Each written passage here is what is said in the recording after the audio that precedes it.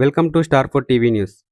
నిరుద్యోగ యువతపై జరిగిన lathi charge, బాష్పవాయువు, pellet guns వినియోగంపై కేంద్ర ప్రభుత్వం వెంటనే స్పందించాలని కాంగ్రెస్ నేత, మాజీ సుడా చైర్మన్ కోమటిరెడ్డి నరేందర్ రెడ్డి డిమాండ్ చేశారు. కరీంనగర్లో నిర్వహించిన మీడియా సమావేశంలో ఆయన మాట్లాడుతూ కేంద్ర హోంశాఖ సహాయ మంత్రి బండి సంజయ్ స్పందించాలని, ప్రధాని నరేంద్ర మోడీ, అమిత్ షా దేశ యువతకు క్షమాపణ చెప్పాలని కోరారు. అలాగే రేవంత్ రెడ్డి ప్రతిపాదించిన యువత సంక్షేమ చర్యలను అమలు చేయడంతో పాటు బాధిత కుటుంబాలకు న్యాయం చేసి నమోదైన కేసులను ఎత్తివేయాలని డిమాండ్ చేశారు.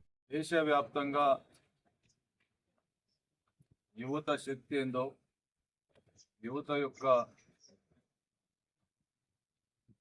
వాళ్ళ నిజస్వరూపం యువతతో పెట్టుకుంటే ఏ విధంగా ఉంటుందో రుచి చూపించినటువంటి పరిస్థితిలో ఈరోజు నీట్ ఎగ్జామ్కి సంబంధించినటువంటి లీకేజీపై యువత ఉద్యమిస్తే ఏం జరిగిందో చూస్తాం. మేమేమంటా ఉన్నాం, మా ముఖ్యమంత్రి గారు ప్రతిపాదన చేసింది ఈరోజు 21 సంవత్సరాలకే ఐఏఎస్, ఐపీఎస్ అనేక మరి వినూత్నమైనటువంటి వ్యాపార రంగాల్లో విజయం సాధించినటువంటి ఖచ్చితంగా 21 సంవత్సరాలకే మరి చట్టసభల్లో పోటీ చేసే అవకాశం కల్పించాలని దాన్ని స్వాగతిస్తుంది. తప్పకుండా ఏమాత్రం ఈ యువత మీద మరి ఈ భారతీయ జనతా పార్టీ చిత్తశుద్ధి ఉన్న ముఖ్యమంత్రి గారు చేసినటువంటి ప్రతిపాదనను ఖచ్చితంగా చట్టసభల్లో బిల్లులో ఆమోదం చేపియాలని నేను మరొకసారి కోరు. ముఖ్యంగా గత నెల రోజులుగా జరుగుతున్నటువంటి దమనకాండం, యువతపై వారికి జరిగినటువంటి అన్యాయం, నీట్ ఎగ్జామ్ ప్రశ్నపత్రం లీక్ తర్వాత దాదాపు 20 మంది చనిపోయి వాళ్ళ కుటుంబాలు రోడిన పడ్డ పరిస్థితులలో ఈ యువత అంతా కూడా గలం విప్పి ఢిల్లీ వీధుల్లో పోరాటం చేస్తే బాష్పవాయువు, అదేవిధంగా లాఠీ చార్జ్ తోటి, పెల్లెట్ గన్స్ తోటి వాళ్ళ మీద దాడి చేసినటువంటి పరిస్థితులలో ఇక్కడ ఉన్నటువంటి బండి సంజయ్ కుమార్, భారతీయ జనతా పార్టీతో భాగస్వామైనటువంటి బండి సంజయ్ కుమార్ స్థానిక ఎంపీ, కేంద్ర హోంశాఖ సహాయ మంత్రి మాట్లాడితే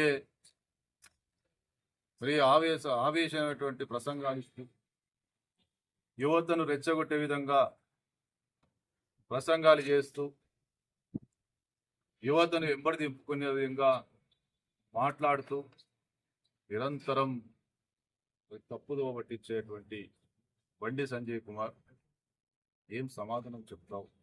నెల రోజుల నుంచి ఎందుకు మాట్లాడతావు? యువత మీద ఇంత పెద్ద దాడి జరుగుతూ ఉంటే, యువత మీద ఇంతమంది యువకులు గాయపడతా ఉంటే, ఇంతమంది యువకులు రోడ్డున పడితే ఏ ఒక్కరోజు కూడా ఎందుకు స్పందించలేదు అని అడుగుతాం. ఏం నీకు చిత్తశుద్ధి లేదా? ప్రభుత్వాలు ఏమైతుంది, నీ ప్రభుత్వాన్ని ప్రశ్నించే శక్తి ఈ యువత మీద దాడి జరుగుతున్నప్పుడు ఏ ఒక్కరోజు కూడా స్పందించనోనివి ఎందుకు నువ్వు మళ్ళీ యువతను తప్పుదో పట్టిస్తా అంటే నేను చూస్తూ ఊరుకోమని చెప్తాం. యువతను కూడా ఆలోచించాలని చెప్తాను. యువకులను మీ జీవితాలతో చెలగాటం ఆడుతూ, మీకు ఆపద వచ్చినప్పుడు, మీకు ఇబ్బంది కలిగినప్పుడు స్పందించినటువంటి నాయకులను మీరు నిందించాల్సినటువంటి సమయం వచ్చింది. ఎందుకు స్పందించలేదు అని చెప్పి మీరు ప్రశ్నించాల్సినటువంటి సమయం వచ్చింది. ఖచ్చితంగా మీరు ప్రశ్నించండి అని చెప్పి కోరుతా ఉన్నాం. యువతను వాడుకోవడమే కాదు, యువత జీవితంలో వెలుగులు నింపాల్సినటువంటి బాధ్యత, యువతకు ఇబ్బంది కలిగినప్పుడు అది సొంత పార్టీ అయినా ఇంకే పార్టీ అయినా స్పందించాల్సినటువంటి బాధ్యత విస్మరించి